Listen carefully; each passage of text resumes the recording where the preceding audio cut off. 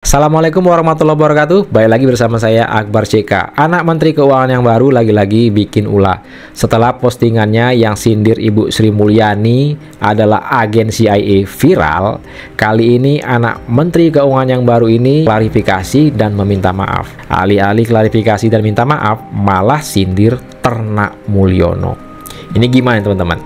Tak hanya itu saja, netizen pada geram. Bahkan BEM UI, mahasiswa UI mengadakan unjuk rasa ke DPR minta Menteri Keuangan Purbaya itu dicopot. Baru berapa hari jabat, ini sudah didemo, diunjuk rasa supaya Menteri Keuangan yang baru ini dicopot. Nah, sebelum kita ke videonya, jangan lupa like dan share. Langsung aja kita saksikan videonya berikut ini. Oke, assalamualaikum warahmatullahi wabarakatuh. Ini gak tau kenapa kok gue viral ya, yang bilang itu sebenarnya gak beneran ya. Bu Sri Mulyani bukan agen CIA atau IMF ya. Itu gue hanya bercanda sama temen gue di Instastory, tapi nggak tahu ada yang goreng kayaknya ya. Iya. Jadi viral. Tapi aku klarifikasi nih, itu tidak benar. Itu hanya jokes yang diberikan kepada teman-teman aku terhadap Ternak Mulyono lah. Gue bilang agen CIA ya, Ternak Mulyono. Nah, Ternak Mulyono disebutnya. Ini ada yang goreng kayaknya guys. Yang goreng. Jadi ya udahlah. Dan aku mohon maaf, dan itu tidak benar sama sekali ya. Assalamualaikum warahmatullahi wabarakatuh. Itu rasis. Orang miskin biasanya rasis. Anak Menteri Keuangan Purbaya Yudo Sadewa kini menjadi sorotan usai sang ayah resmi dilantik menjadi Menteri Keuangan. Pasalnya, akun Instagram @yv.4dewa yang diduga milik sang putra memposting sindiran terhadap mantan Menteri Keuangan Sri Mulyani Indrawati. Yudo menyebut Sri Mulyani sebagai agen CIA Amerika yang menyamar menjadi menteri. Namun setelah viral, bukan hanya postingan, media sosial Instagram anak Menko Purbaya Yudo Sadewa itu mendadak lenyap. Tidak hanya itu, Yudo Sadewa ternyata juga pernah meledek program kerja Sri Mulyani. Yudo Sadewa bahkan menghina masyarakat yang kondisi ekonominya rendah dengan menyebut pemerintah mencerminkan rakyatnya bodoh dan maling. Ledekan tersebut dituangkan Yudo dalam sebuah video di akun TikToknya beberapa waktu lalu. Ciri-ciri orang miskin yang sering gue temuin, yang pertama crab mentality, udah jelas. Kalau ada orang sukses, mereka pasti benci, iri, dengki, sinis, dan ngapain orang miskin golongan mereka. Yang kedua adalah munafik. Harta tuh nggak dibawa mati. Nah, tapi kan bisa harta dibawa mati, di Islam aja bisa kok disumbangin caranya. Nah, itu munafik yang kedua. Yang ketiga itu rasis. Orang miskin biasanya rasis terhadap satu sama lain. Lo kalau misalnya ke BCA prioritas nih, kayak gue nih BCA prioritas ya, kartu gue ya. Lo kalau datang ke kantornya, lo nggak peduli orang tuh mau kulit lo ungu kayak hitam kayak matanya melotot sipit, nggak peduli mereka. Mereka peduli ya hanya pelayanan. Dan yang terakhir yang paling susah dia basmi adalah mental ngemis. Tidak hanya sang anak, pernyataan Menko Purbaya terkait gerakan 17+8 tuntutan rakyat juga langsung menuai polemik.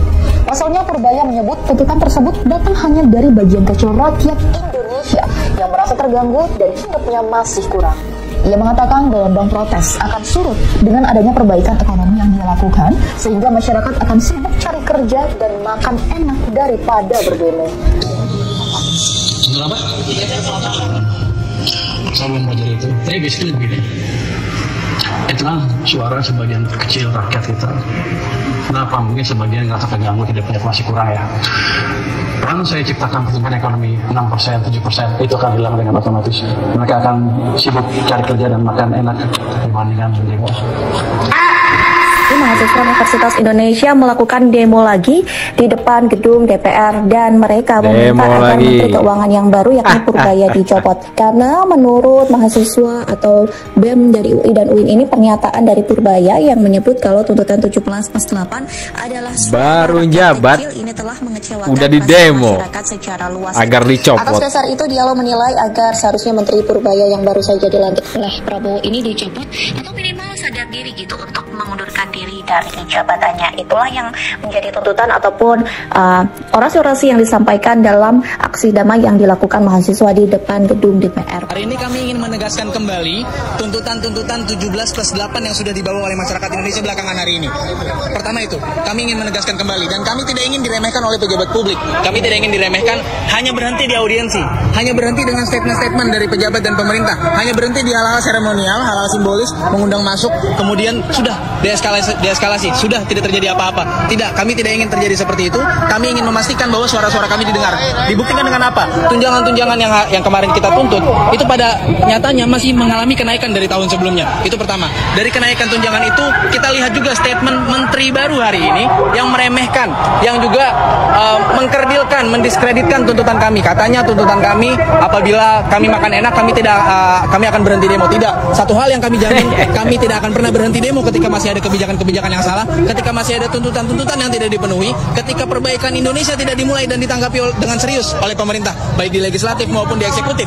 Kami ingin komitmen tersebut, kami ingin lebih dari sekedar janji, kami ingin pembahasan serius terkait selain tunjangan ya, pendidikan gratis, RUU perampasan aset, kemudian perbaikan anggaran, dan juga penghilangan outsourcing. Hal-hal itu yang ingin lebih secara substantif kita bahas gitu, daripada hal-hal yang sifatnya seremonial. Dan kami ingin menjamin dan juga mengajak kepada seluruh masyarakat Indonesia bahwa kedepannya ini hanyalah aksi pemantik.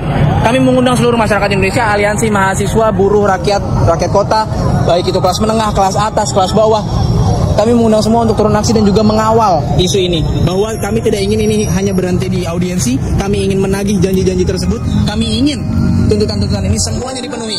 Baru berapa hari jabat, baru berapa hari dilantik, sudah didesak untuk mundur, untuk dicopot Menteri Keuangan yang baru. Ini gimana teman-teman menurut kalian? Silahkan ketik di kolom komentar ya. Pak, sumpah nih anak belagu banget nih. Yang kayak gini nih harus dikasih paham. Hanya gara-gara bapaknya dilantik jadi Menteri Keuangan, udah soi banget nyebar-nyebar fitnah loh. Ini dia nih anak Menteri Keuangan yang baru, si Purbaya Yudi Sadewa. Alhamdulillah ayahku melengsarkan agensi CIA. Gue yakin ini akibat terdoktrin nih sama kelompok-kelompok ekstremis yang sukanya menyebar fitnah. Fitnah mereka tuh ke Bu Sri Mulyani kalau bukan agen CIA, agen IMF katanya. Gue pribadi nih menganggap Bu Sri Mulyani itu adalah salah satu putri terbaik bangsa.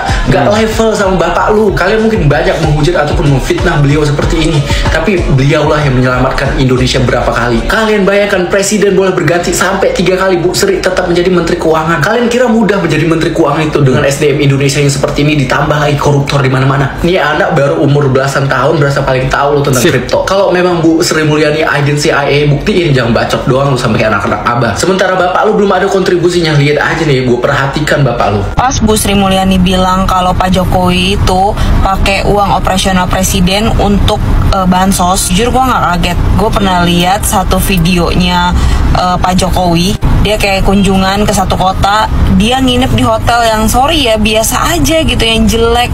Menurut gue nggak layak ditinggalin oleh seorang presiden. Terus lo tahu juga kan, dia kalau makannya yang kayak bakso, bukan makan yang fancy layaknya untuk presiden gitu. Dia lebih baik kayak beli bakso yang harganya cuma puluhan ribu, terus beli ratusan dibagi-bagiin keluarga. Makanya gue nggak kaget apa yang dibilang sama Bu Sri Mulyani gitu. Terus atau lagi, setiap anggaran dia tuh nggak pernah pakai anggarannya tuh 100%, kayak cuma 80, 50. Padahal dia punya hak gitu untuk ngabisin itu semua anggaran, tapi dia lebih milih untuk enggak, gue cuma pakai 80%, sisanya ya udah buat yang lain. Ya bagi gue, dia the real pemimpin sih. Persetan dengan dinasti politik ya, karena mungkin ada alasan kenapa dia tuh nempatin orang-orang yang dipercaya di pemerintahan. Karena lo tahu sendiri kan, yang namanya orang udah dapet jabatan, itu ambisinya tuh udah beda-beda.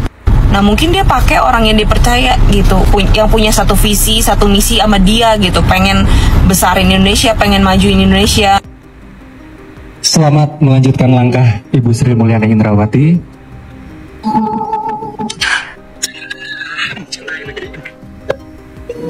Sebagaimana kami pun akan terus berusaha mencintai dan menjaga warisan semangat yang Ibu tinggalkan. Terima kasih Ibu, dan percayalah, semangat Ibu akan selalu menjadi pelita, menerangi perjalanan kami ke depannya. Nah, itulah video kita kali ini. Silakan teman-teman ketik komentar kalian di kolom komentar. Itulah sedikit informasi yang bisa saya sampaikan di video kita kali ini. Saya Akbar CK mohon undur diri. Jangan lupa like dan share. Assalamualaikum warahmatullahi wabarakatuh. Salam sehat selalu. Bye-bye.